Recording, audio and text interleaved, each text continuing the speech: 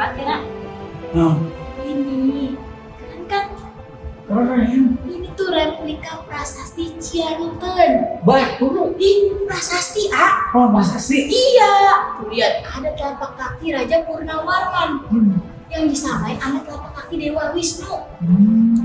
Keren kan? Para kurator ini keren banget ya, bisa nyari tahu gitu. Makanya di museum ada debt collector. Kurator ah.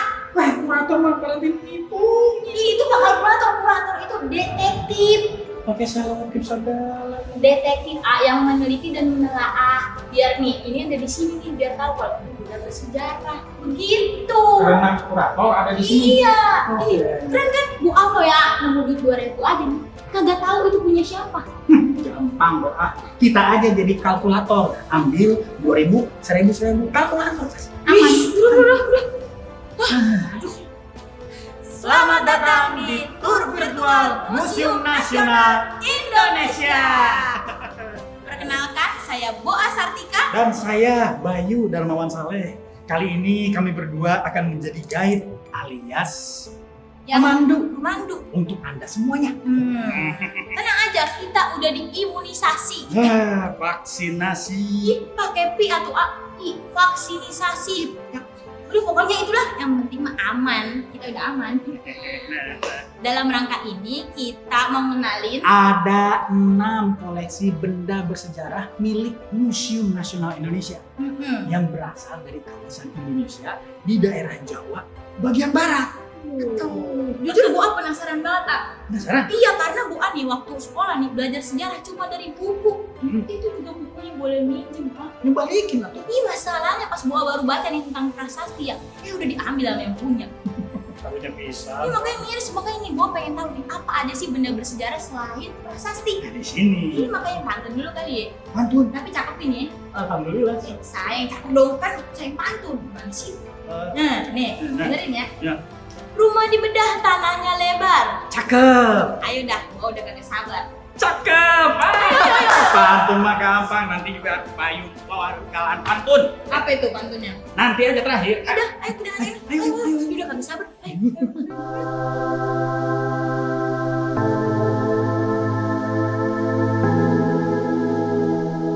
Nih gua pengen kenalin nih karya nenek-nenek Banten.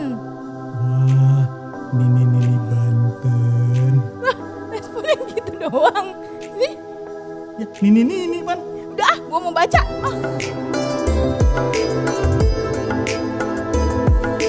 Kain simbut. Kain ini dibuat dengan penuh cinta oleh wanita-wanita Banten yang beranjak tua, atau bahasa kitanya mah nenek-nenek lagi tuh. Keren ya nenek moyang kita. Meskipun udah tua, masih sibuk berkarya, kagak sibuk nonton sinetron. Kain yang bernama simbut atau dalam bahasa Indonesianya mah selimut, dipercaya mampu menghindari segala kesedihan dan derita. Makanya kain ini dikasih buat gadis yang mau nikah di hari pernikahannya. Pusing dah, gue jadi pengen dah tuh dapat kain simbut biar kagak ada derita di kisah cinta gue. Tapi kain ini juga bisa dipakai dalam upacara sunat dan kelahiran. Kain dari Pandeglang Banten ini baru berusia sekitar 120 tahun. Tapi tradisi membuat kain simbut ini udah ada sejak zaman kerajaan Tarumanegara pada abad ke-5 Masehi. Pusing dah, itu mah gua akhirnya juga belum ada tuh. Nah, teknik pembuatan kain ini juga kemungkinan jadi salah satu yang tertua di Nusantara loh. Dan teknik pembuatannya juga pakai bahan-bahan alami, nggak kayak batik yang gunain lilin atau malam untuk menghasilkan motifnya. Nah, cara ngewarnainnya aja tuh pakai bahan-bahan alami kayak temulawak, mengkudu dicampur sama jeruk nipis. Dan buat nimbulin motif pada kain ini juga caranya nih, kainnya ditutup atau dirintang dengan menggunakan bubur ketan hitam. Tapi kagak ada kacang hijaunya ya, ntar jadi sarapan itu mah. Nah, begitu kainnya dibilas, kagak ngasilin limbah tuh yang ngebayain lingkungan. Jadi lingkungannya kagak kecemar.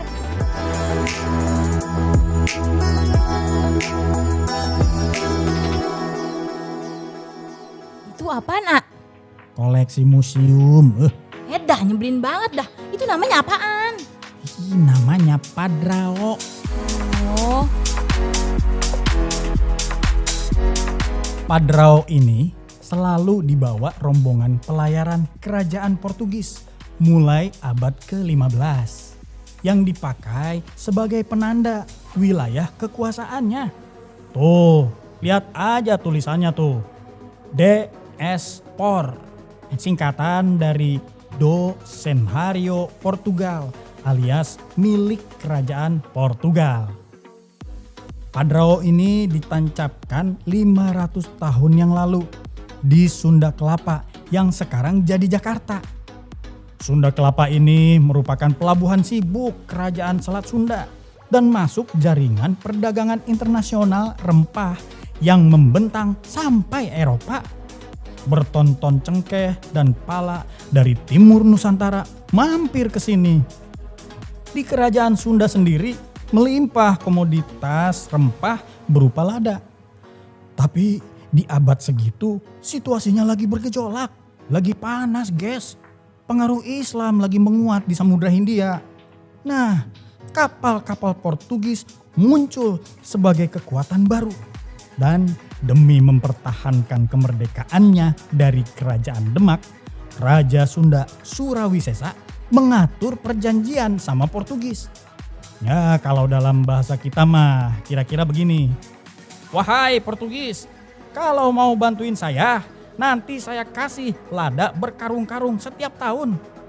Ya intinya mah Portugis dikasih lada sama Raja Sunda, sama diperbolehkan bikin benteng. Karena sepakat, akhirnya Padrao diturunkan dari kapal dan ditancapkan di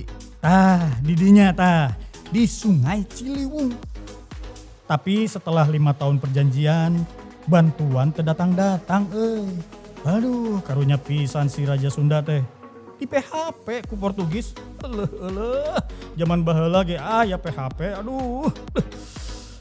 Akhirnya Raja Sunda berjuang sendirian. Dan pada 1527 Sunda Kelapa jatuh ke tangan Demak. Dan by the way nih guys, tahun 1527 saat Sunda Kelapa jatuh itu diperingati sebagai hari ulang tahunnya Jakarta.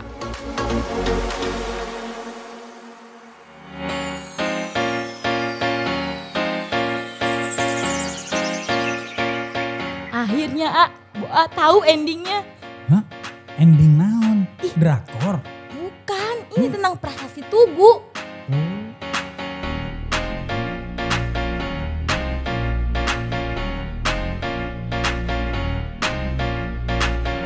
Prasasti Tugu. Pada kagak asing kan dengan kata ini? Ya gua juga nih waktu sekolah dulu nih, itu yang pertama gue pelajari tentang sejarah ini nih, tentang prasasti Tugu. Ini nih prasasti bisa dibilang dokumen paling tua, paling lama dan paling penting tentunya.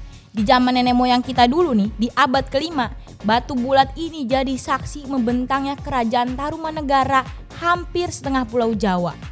Nah, isi dari prasasti ini menerangkan penggalian sungai Candrabaga dan Gomati oleh Purnawarman. Lu masih pada inget kagak tuh siapa beliau? Beliau adalah raja hebat kerajaan Tarumanegara. Penggalian sungai ini dilakukan untuk menghindari bahaya banjir dan kekeringan saat musim kemarau. Wih, keren banget, rajanya udah siap siaga. Nah, untuk menyelesaikan infrastruktur raksasa ini nih, itu cuma butuh waktu 21 hari. Pusing dah, itu mah lebih cepat daripada hubungan gua. Kagak sampai sebulan. Mungkin ya, karena dikerjainnya sama ribuan orang kali ya, jadi itu cepet kelar tuh. Panjangnya aja tuh sekitar 12 kilometer. Kira-kira sepanjang rute Transjakarta dari kota ke Blok M. Nah, buat ngeresmiin infrastruktur ini juga acaranya begitu mewah. Itu raja ngajak para brahmana dan sedekah 1000 ekor sapi. Bayangin 1000 ekor sapi. Tapi sayangnya nih, sampai sekarang belum ada peneliti yang bisa ngejawab tuh teka-teki di mana sungai-sungai yang dilewati raja dan juga istananya. Ya mungkin nih sekarang peneliti pada nyanyi nih kayak lagu Raisa gitu. Sungguh kau buatku bertanya-tanya. Aduh, kenapa gue jadi nyanyi ya? Ntar produser ngelirik gue disuruh rekaman lagi. Nah, katanya sih ada yang berpendapat ini ada di Bekasi. Jangan-jangan deket rumah gua. Tapi juga ada yang bilang lokasinya berada di Tugu di tepian Kali Cakung bagian utara Jakarta. Inilah menariknya sejarah, banyak hal di masa lalu yang kita nih sebagai anak muda mesti cari tahu tuh informasinya. Jangan cari tahu masa lalu pacar lu, kagak penting. Mendingan cari tahu sejarah Nusantara guys, oke?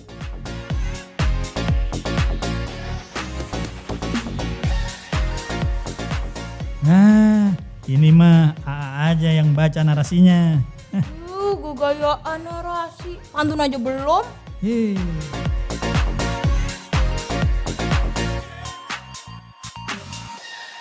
Kujang. Begitu yang kita tahu namanya sekarang. Padahal dulu mah namanya kudi. Itu teh sebenarnya mah alat perangkat milik orang biasa dan para petani. Serupa celurit lah. Tapi tajam dan liuknya bukan untuk melukai. Tidak.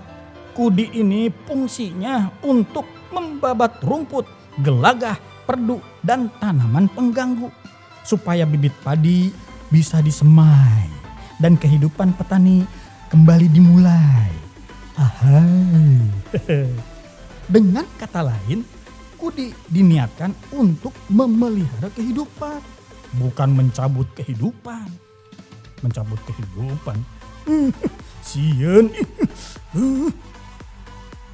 Kudi sedikitnya sudah dipakai sejak 2500 tahun yang lalu. Kemudian bermetamorfosis. Berat bahasana. Arti namanya pokoknya mah berubah we gitulah. Ya. Berubah menjadi kudi untuk sang hyang atau roh pemberi kekuatan dalam upacara keagamaan. Nah, kudi nan suci atau kudi hyang menjadi kujang. Itulah asal mulanya nama kujang. Bukan ujang ya, jangan salah, itu mah nama panggilan lelaki Sunda. Para bangsawan, agamawan, tetua, perempuan-perempuan utama, semua turut memakai kujang sebagai pusaka. Kalau sekarang kujang juga dipakai sebagai logo atau simbol pemerintahan daerah, kepolisian, tentara, hingga perusahaan swasta. Kujang ada banyak jenisnya. Diantaranya kujang ciung, kujang naga, kujang monyet, termasuk kujang bango yang dikoleksi Museum Nasional. Keren pisan. Biasanya kujang bango ini dipakai dalam acara arak-arakan upacara adat. Maka kujang ini termasuk dalam kategori kujang pengarak.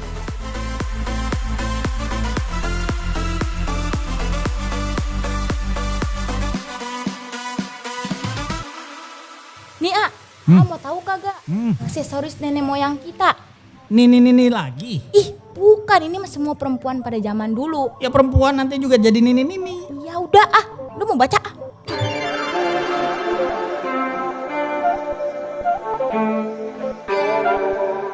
Manik-manik.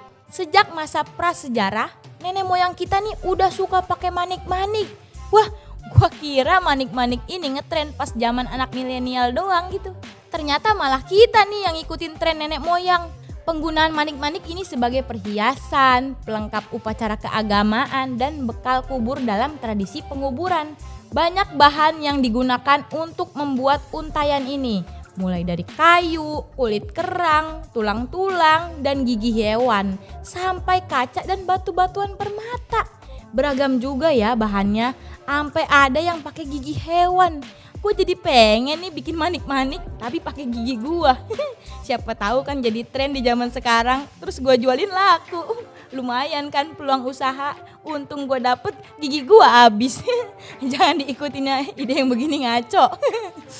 Tapi nih ya, kalau manik-manik yang terbuat dari kaca, caranya itu cukup rumit. Pasir kuarsa atau silika mesti dibakar dalam suhu yang panas, untuk yang tinggi banget dah. Lalu akan menghasilkan lelehan kental yang panas, ekstra luar biasa. Pengaturan waktunya juga harus akurat. lelehan tersebut mesti dicetak sesuai keinginan sebelum akhirnya dingin. Kebayang gak sih gimana dapur tempat nenek moyang kita berkarya bikin manik-manik ini? Pasti panas banget dah. Keren juga ya nenek moyang kita kuat. Gua mah jangankan tahan suhu panas, motoran lewat Bekasi aja nih badan gua berasa mau meleleh. Wah, luar biasa banget ya nenek moyang kita. Selain kreatif, mereka juga kuat. Betapa cekatannya keterampilan tangan mereka dalam membentuk perhiasan. Karena dibuatnya rumit, tapi hasilnya sangat mempesona, seperti wanita-wanita Indonesia, manik-manik menjadi bahan perdagangan dari Nusantara hingga Asia, guys. Weh, bahkan ada yang bilang manik-manik jadi tanda penting menyatunya penguasaan sains, teknologi, dan seni. Buseng dah, keren banget dah. Koleksi ini ditemukan di situs Buni di Babelan, Bekasi. Widih, keren juga nih Bekasi. Pantesan panas. Mungkin ya karena dulu banyak nenek moyang kita yang bikin manik-manik dari bahan kaca kali ya. Tahu nih yang ini mah, kampak kan? Ibarat peribahasa mah ya, bagai kampak dibelah dua. Boah, don't leave me. Aduh. Saya deui nu maca. Nah, oke lah. Beliung ini beda arti dengan kata puting beliung. Beliung yang ini biasa dikenal dengan istilah kapak persegi. Digunakan nenek moyang kita atau para sesepuh di zaman prasejarah untuk ngebuka dan ngolah ladang. Beliung ini terbuat dari batu andesit atau batu gamping. Bilah-bilah kapak diikat di ujung kayu, lalu diayunkan untuk memotong pohon dan dahan, menggali tanah, dan juga untuk memanen umbi-umbian.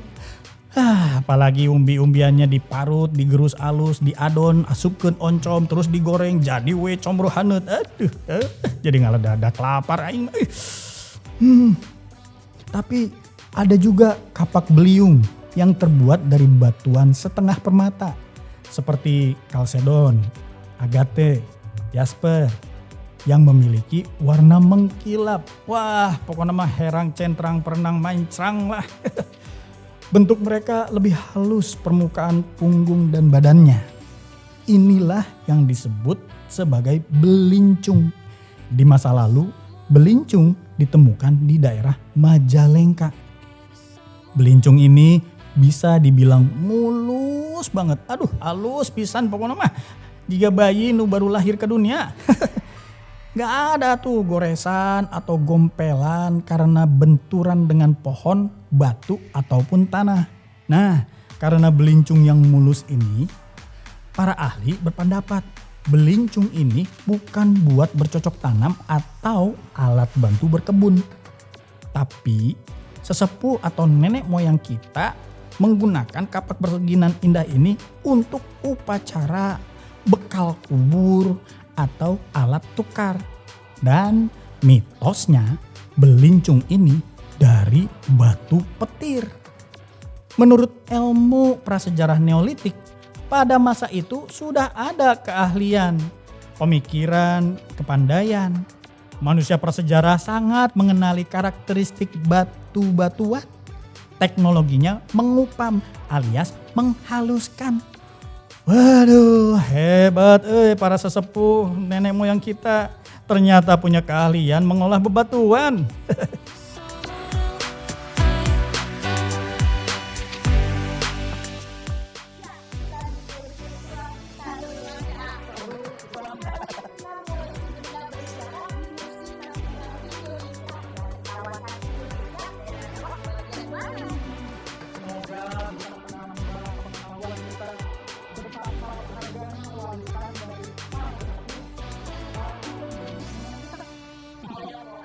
Dan saya